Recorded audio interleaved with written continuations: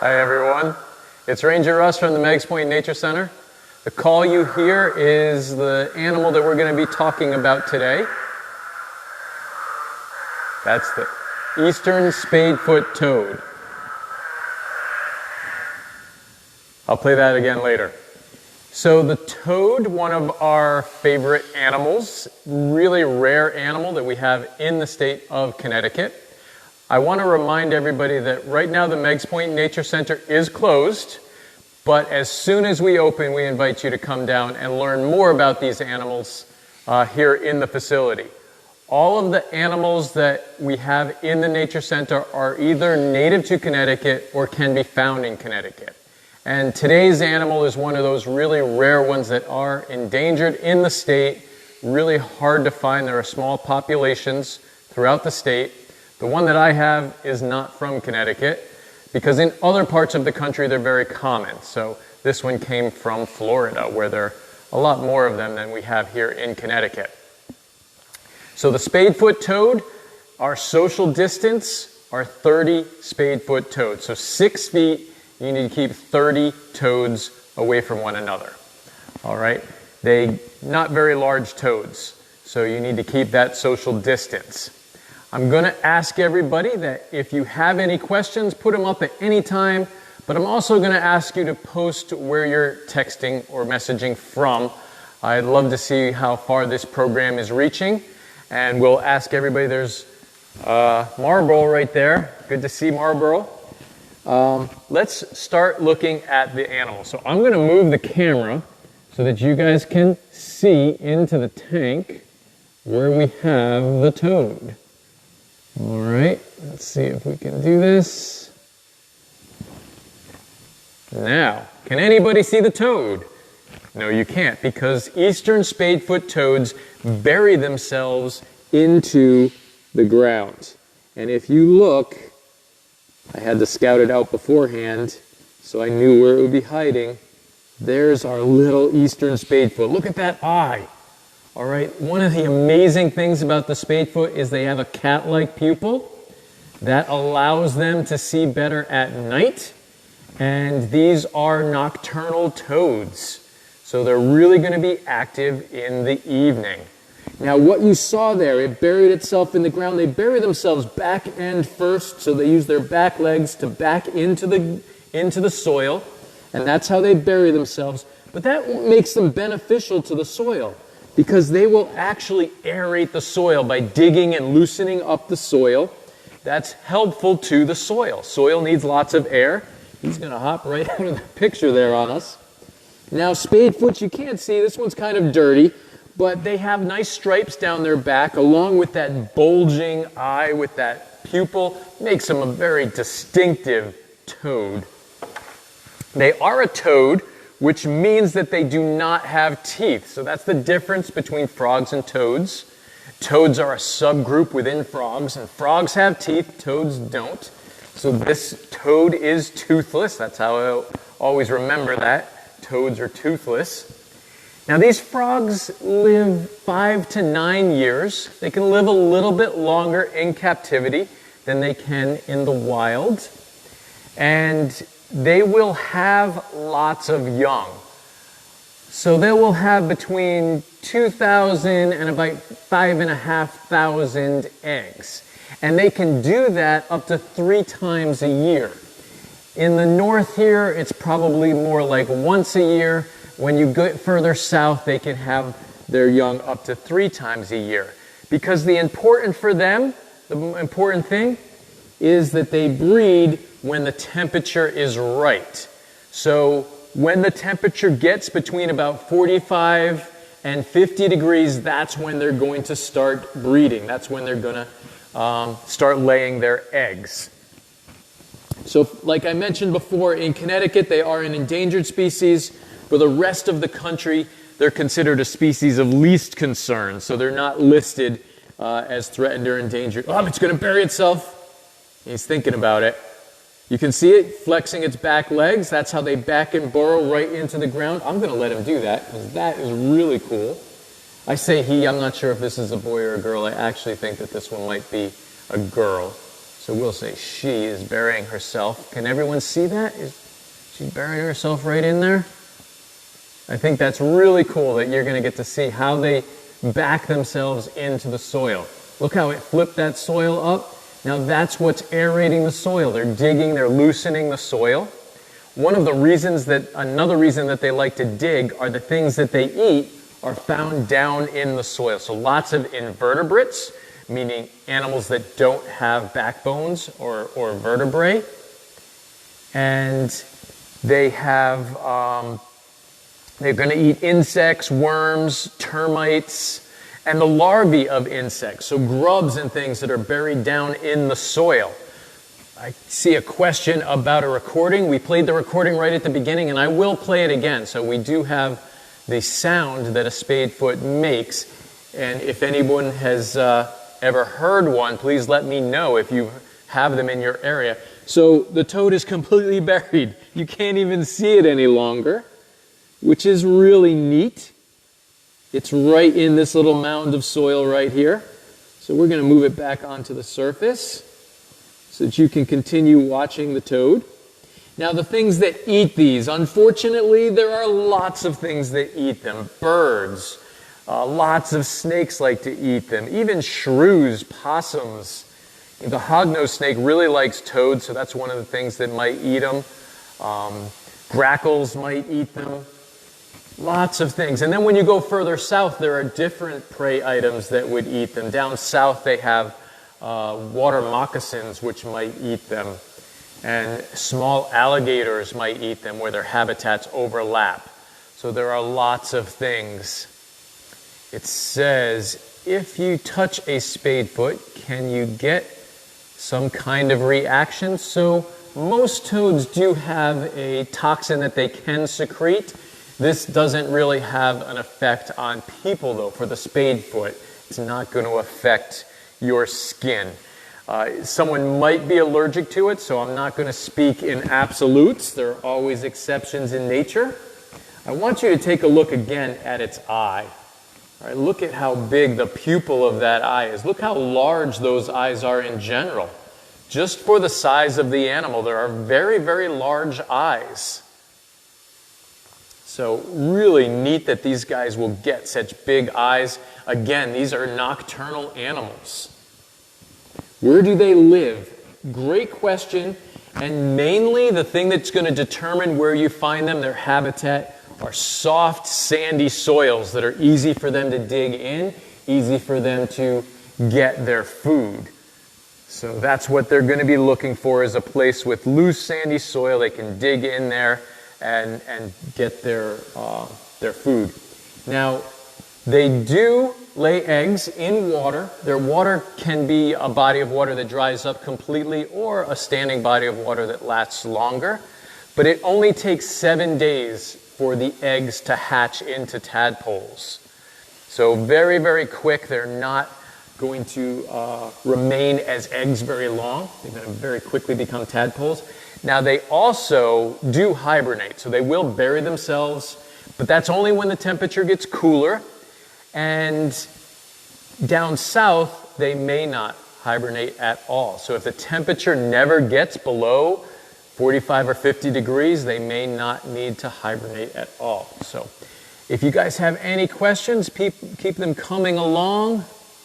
Would they live at the beach? So beach sand is a little bit different. It gets much warmer and it doesn't hold much moisture. So a beach is not going to be the best place to find them. Also, beach sand contains salt, and like all other amphibians, they can absorb things through their skin, and the salt is not really good for them. The only toad that we have in Connecticut that's really tolerant of any sort of salt is the Fowler's toad, which I haven't done a program on yet, but I can do one coming up. So we did a program on the American toad. You can see that in our virtual learning center or on the Meg's Point Nature Center YouTube page. You can go back and see all of our past programs, so you can learn about the American toads in those other programs. Why are they endangered in Connecticut? That's a very good question. Much of it has to do with habitat loss. So because they like softer soils. When trees and development happens, so if you get a well-forested area with lots of roots, the soil isn't going to be as beneficial to them. Or as we build roads and houses, those places aren't good for them. Also, we're really at the northern tip of their range. They don't go, like they're not found in Massachusetts, maybe a tiny bit in the lower part of Massachusetts, but this is the northern part of their range, so we're not going to see very many of them here in Connecticut. Would you find them near water? So they will go down to the water to lay their eggs, but for most of the year they're out further away in drier, sandier soils. Not necessarily completely dry like a beach, but drier soil. All right, there's a question here. The Cape Cod Natural Seashore Visitor Center will take you along where spadefoot toads and hognose snakes appear often. Very cool. So we do get, again, a hognose, not a common snake in Connecticut, but we will get hognoses in Connecticut. And the hognose is built for getting toads. They actually have their hognose, the upturned nose, that shape is for burrowing down in the ground and pushing the toads up and getting the toads up out of the ground where they can eat them. Do they go in water? They're only going to go in water to lay their eggs. You guys have some great questions. Keep them coming. I love to hear all the questions. I'm going to play the call again just so you get to hear that.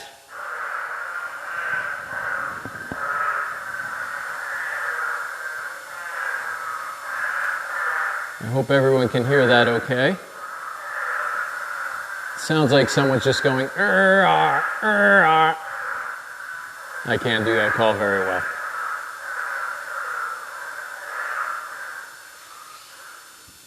All right, this is going to be a little bit of a different call to start it out. This is a single. There you go.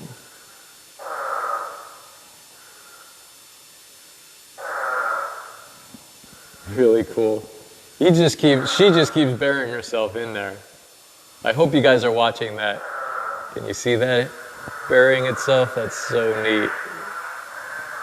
All right, we're going to stop that call. I see someone's asking, how big do they get? Great question. And the largest they'll get is about 3 inches. So they're not very large toads. They're pretty small when it comes to toads. Now I'm going to say again, these are amphibians, which means they can absorb things directly through their skin. So before I handle an amphibian, I wash my hands really well, but more importantly, I rinse off any soap, any residue of anything. I really have to rinse my hands a lot before I handle the toad. And if you notice, I've got some Band-Aids on this hand. It's really hard to rinse off the Band-Aids so that they might have something in there. So I'm only using my hand that I was really able to rinse before I handle the toad. We really love the animals that we have here at the Nature Center, and we do our best to keep them healthy and happy. So right now I want to give a shout out to the Friends of Hammonasset because they've been providing the funding. Since the building is closed and we normally feed the animals with donation money, they are paying to donate the food for the animals. So any donations that we would have gotten, the Friends are just paying for the food. All right, so do they dig themselves in the ground? Oh, it just moved there. Just say they're at a time under the dirt. Do they come out and hunt for something?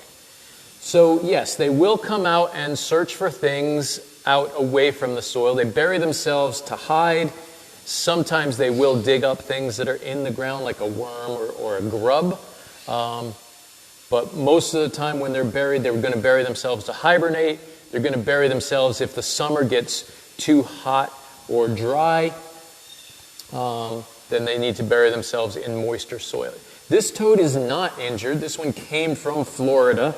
So it was someone's pet in Florida, and they brought it up and gave it to us. So that's how we ended up with this little girl here.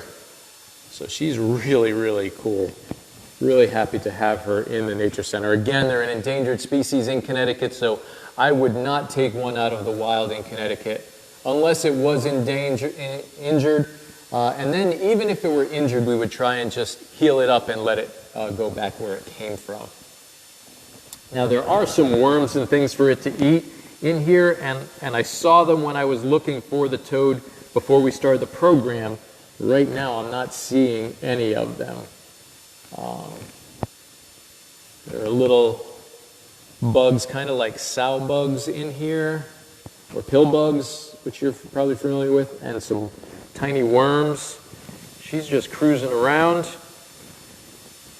Now, it's usually the males that do the singing, so we don't hear her sing. Some of our other frogs, sometimes the males will sing. Do they have webbed feet? So that's a really good question. Okay, it's going to bury itself again. I was going to show you the spadefoot. So yes, there's sort of a webbing on the foot, but they really use the foot, that spade foot, for digging. A spade is another word for a shovel, and their foot has that shovel-like shape. You look at that. There's a nice shovel-like shape so that it can dig itself right into the ground. And that's why they're called spadefoot toads. All right. Any other questions?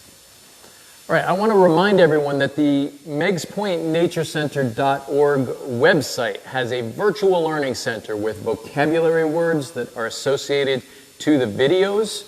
We have activities that you can do, word searches, word scrambles, all sorts of fun activities that you can do at home. There's some crafts up there as well. We did a Native American game a few weeks ago, so you can, or a few days ago, you can log in and learn how to make your own game, and then you can play the game with your friends. You can actually play that game virtually if you Zoom or Skype someone, FaceTime, something like that. You can play the game back and forth. And the toad is buried again. All right. I'm not seeing any other questions, so I am going to end, but I'm going to play the call. What do the eggs look like? So typically, toad eggs are going to be laid in long strings, where frog and salamander eggs are laid in masses. So their eggs are like tiny little black, I say they look like little black pearls, but it's more like a black eyeball because the egg on the outside is transparent with a little black center in it. So they look like little strings of black eyeballs all stuck together. Very, very cool. They're really tiny for this frog. The American toad, actually they're tiny for the American toad as well. So they don't lay very large eggs. All right, we're going to play the call for a little bit, and then I will sign out. If I see any questions, I'll answer them before I go.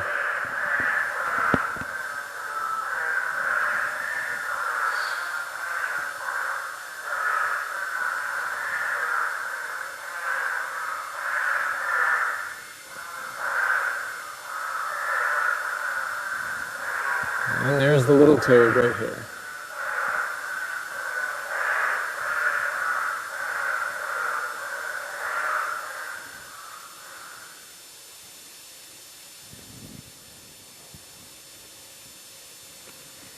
All right, I want to let everyone know that this afternoon I will be doing a program at 2 o'clock from Gillette Castle State Park. I'm very excited to go up to the castle and take a look around. It's got great views of the Connecticut River.